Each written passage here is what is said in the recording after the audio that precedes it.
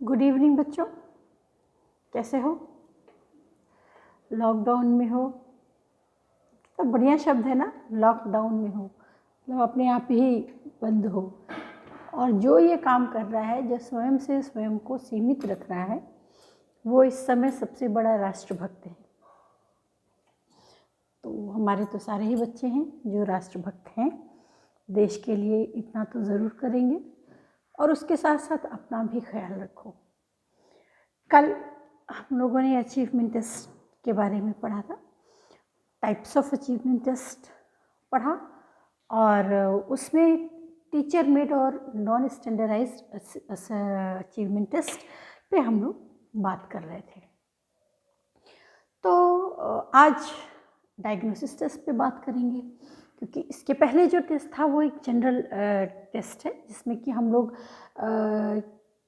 कोई विशेष एबिलिटी के बारे में नहीं जांच करते हैं। उसमें उस अचीवमेंट टेस्ट में, फॉर्मेटिव टेस्ट में हम केवल इतना ही जानने की कोशिश करते हैं कि अप टू द मार्क बच्चा सीख गया या नहीं सीख गया, मतलब वो नेक्स्ट सेशन में जाने के लायक हो गया है या नहीं हो गया है। चलो अब डायग्नोसिस टेस्ट के बारे में बात करते हैं आज। हाँ, इसके पहले हम तुम्हें बता दें, क्योंकि जहाँ पर हम हैं वहाँ पे थोड़ा नेटवर्क का प्रॉब्लम हो रहा है, तो हम क्या करते हैं कि ये वीडियो को 2 हिस्से में बांट लेंगे। 10 मिनट 5 मिनट जितना भी हो 2 हिस्से में बांटेंगे और तुम फिर दोनों हिस्सा तुम लोग देखना और प्रॉपर तरीके से समझना। चलो, डायग्नोसिस टेस्ट जैसे कि नाम से ही समझ में आ रहा है कि ऐसा कोई टेस्ट है जिसमें किसी प्रॉब्लम को हम ढूंढने की कोशिश करते हैं, है ना। जैसे मेडिकल में होता है कि हम डॉक्टर के पास जाते हैं, बोलते भाई हमारा पेट दुख रहा है, तो पेट क्यों दुख रहा है इसके लिए डॉक्टर बहुत सारे ऑब्जर्वेशंस करता है, बहुत सारे टेस्ट लेता है। उस टेस्ट के बाद में कुछ निष्कर्ष पे निकलता है, इंटरप्रिटेशन पे आता है और उस इंटरप्रिटेशन के बेस पे वो दवा देता है। बिल्कुल वैसा ही हम अपने एजुकेशनल सिस्टम में भी करते हैं। अब देखो, बेसिक लेवल से लेकर के हायर एजुकेशन तक हर एक लेवल पे हम लोग को देखने को मिलता है कि लर्निंग प्रॉब्लम होती है बच्चों में। और ये लर्निंग प्रॉब्लम दोनों तरीके के बच्चों में हम लोग देखते हैं, चाहे वो हायर मेंटल एबिलिटी के बच्चे हों या फिर वो लोअर मेंटल एबिलिटी के बच्चे हों। अब इस तरीके के बच्चों को जब हम टैकल करना चाहते हैं, इस तरीके के बच्चों को जब हम संभालना चाहते हैं और उनकी प्रॉब्लम को दूर करना चाहते हैं, तब हम भी बिल्कुल मेडिकल प्रोसीजर की तरह एक एजुकेशनल टेस्ट लेते हैं।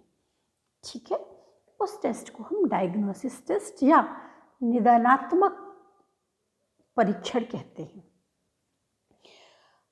जब कब ये ज़रूरी होता है, ये टेस्ट हमको कब लेना ज़रूरी होता है? देखो, जब हम सिंपल फॉर्मेटिव इवैल्यूएशन करते हैं क्लास में, चाहे वो वीकली हो, चाहे वो मंथली हो, 3rd मंथली हो, हाफ ईयरली हो, एनुअल हो, मतलब हम कोई भी सेमेस्टर वाइज अगर एग्ज़ाम हो रहा है तो फर्स्ट सेमेस्टर, सेकंड सेमेस्टर ऐसे करके देख रहे हैं, तो कुछ प्रॉब्लम ऐसी होती हैं जिनको कि आइदर हम उस टेस्ट में इग्नोर करते हैं या हम उस पर हमारा ध्यान ही नहीं जाता है। अब फॉर एग्ज़ाम्पल मान लो हम एक बच्चे का टेस्ट रिपोर्ट देख रहे हैं, तो उसमें देख रहे हैं कि बच्चा तो बढ़िया है, 80% 85% उसके सभी नंबर हैं, लेकिन इससे हमें ये तो पता नहीं चल रहा है कि उसका कौन सा सब्जेक्ट स्ट्रांग है और कौन सा सब्जेक्ट वीक है। ये हम और किस सब्जेक्ट विशेष के किसी विशेष पॉइंट पर बच्चा अटक रहा है तो क्यों अटक रहा है, ये सब हम फॉर्मेटिव टेस्ट में नहीं जानते। इसके लिए हम डायग्नोसिस टेस्ट करते हैं। तो एक जो सिंपल सा इसको तुम डिफाइन कर सकते हो, ऐसे डिफाइन कर सकते हो कि ऐसा टेस्ट जो हम बच्चों की स्ट्रेंथ या वीकनेस को जानने के लिए कोई एक क्लास के शुरू होने से पहले या एक कंटिन्यूअस ऑब्जर्वेशन के बाद एक कंटिन्यूअस ऑब्जर्वेशन के बाद इस निर्णय पर पहुंचते हैं जब कि इन इतने बच्चों में या इस बच्चे में इस सब्जेक्ट या इस टॉपिक को लेकर के प्रॉब्लम है। ठीक, अब उस प्रॉब्लम का रीज़न क्या है ये जानने के लिए हम एक क्लास बनाते हैं कि हाँ भाई ये जो जनरल क्लास थी उस क्लास से इतर एक हमको अलग क्लास पढ़ानी है। उस क्लास को शुरू करने से पहले जो हम टेस्ट लेते हैं उसको हम डायग्नोसिस टेस्ट कहते हैं। और इस टेस्ट में हम बच्चे की स्ट्रेंथ, बच्चे की वीकनेस, इंटरेस्ट, हर एक चीज़ के बारे में जानकारी प्राप्त करते हैं। ठीक है, चलो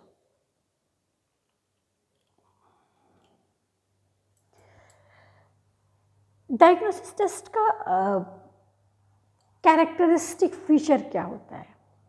सबसे पहले तो ये टेस्ट हम तब करते हैं, ये टेस्ट हम तब लेते हैं जब कुछ समस्या हमारे फॉर्मेटिव इवैल्यूएशन या अचीवमेंट टेस्ट में, सिंपल अचीवमेंट टेस्ट में, एकेडमिक अचीवमेंट टेस्ट में अनरिजॉल्व रह जाती है, तब हम डायग्नोसिस टेस्ट लेते हैं। ठीक, जैसे किसी जनरली हम कैसे बात कर सकते हैं कि व्हाट इज़ डायग्नोसिस, कि किसी एक इंडिविजुअल की अगर हम प्रोफाइल को एग्जामिन कर रहे हैं और फिर उसको कंपेयर कर रहे हैं किन्हीं विशेष नॉर्म्स पर, और तब जो रिज़ल्ट हमको मिलता है तो हम कहते हैं कि हम फिर उस पर हम काम करते हैं, तो क्या कहते हैं हमने डायग्नोसिस टेस्ट किया है, इसके बाद हम इस तरीके की टीचिंग रेमेडी उसे दे रहे हैं। ठीक है, अब एक एग्जाम्पल के रूप में समझ लो, फिर हम लोग आगे बढ़ते हैं। जैसे कि मान लो हम मैथ्स का तुम टेस्ट ले रहे हो, तुम ये देख रहे हो कि हर एक एग्ज़ाम में, हर एक तरीके के टेस्ट में, चाहे वो ओरल टेस्ट तुम ले रहे हो क्लास में, चाहे तुम वीकली टेस्ट ले रहे हो क्लास में, मंथली टेस्ट है, या जो हम लोग सरप्राइज टेस्ट लेते हैं, उन हर एक तरीके के टेस्ट में कोई एक बच्चा ऐसा है जो कि मैथ्स के सारे स्ट्रीम को नहीं फॉलो कर रहा है। जैसे वो हमने ज्योमेट्री, अलजेब्रा और अरिथमेटिक तीनों सब्जेक्ट के पेपर बनाए, तो बच्चा जो है वो क्या कर रहा है कि वो 2 सेक्शन तो पूरी तरीके से कर रहा है, एक सेक्शन पे जा ही नहीं रहा है। मान लो कि वो ज्योमेट्री पे नहीं जा रहा है, तो उसने जो 80 नंबर उसको 100 में मिले, ये 100 में 80 नंबर उसने केवल 2 ही यूनिट करने पर मिल गए, तीसरी यूनिट उसने छुई ही नहीं, 20 नंबर की यूनिट उसने अटेम्प्ट ही नहीं की। और फिर हम क्या देखते हैं कि जब हम क्लास में ऑब्जर्वेशन ये बताते हैं कि टेस्ट ले रहे हैं भाई, हम कल ज्योमेट्री टेस्ट लेंगे, वो बच्चा एब्सेंट हो जाता है, या फिर अगर हम उसे पढ़ा रहे हैं, वो सब्जेक्ट टॉपिक जब चलता है तो वो उस पर ध्यान नहीं देता है कि भाई नहीं करना। तो ये इस इग्नोरेंस या इस ध्यान नहीं देने की बात, या उस टॉपिक को एग्ज़ाम में अटेम्प्ट नहीं करने का रीज़न क्या है, जब हम ये जानना चाहते हैं तब हम डायग्नोसिस टेस्ट करते हैं। ठीक है, ये बहुत इंटेंस होता है, मतलब इसमें, इस टेस्ट में पूरी तरीके से एक्टिव होता है ये टेस्ट। इसमें हम सारे बच्चों को एक्टिव करते हैं और उन्हें ये भी नहीं पता लगने देते कि हम तुम्हारा जो है भाई तुम कमज़ोर हो इसलिए ले रहे हैं। तो एक जनरल क्लास में लेते हैं, उसमें कि बच्चों की स्ट्रेंथ भी पता चलती है कि किस विषय के किस पॉइंट पर सबसे मजबूत है ये, और किस बिंदु पर ये सबसे कमज़ोर है। ठीक है, तो हम डायग्नोसिस टेस्ट करते हैं। अब डायग्नोसिस टेस्ट का कुछ तुम्हें हम बता देते हैं कि कैसे और क्या इसके फीचर्स क्या हैं। फिर हम अभी बताएंगे कि जब हम डायग्नोसिस टेस्ट बनाएंगे तो उसमें हम किन किन बातों का ध्यान रखेंगे। जैसा हम लोग बात कर चुके हैं कि ये वो टेस्ट है जो हम कंटिन्यूअस ऑब्जर्वेशन के बाद में किसी निर्णय पर पहुंचते हैं कि बच्चा इस बिंदु पे ध्यान नहीं दे रहा। अभी तो भाई जब हम ऑब्जर्वेशन कर रहे हैं तो हम क्या कहेंगे, हम तो ये कहेंगे कि बच्चा ध्यान नहीं दे रहा है। अब वो क्यों नहीं ध्यान दे रहा है ये जानने के लिए हम एक क्लास ऑर्गेनाइज करते हैं, ठीक है।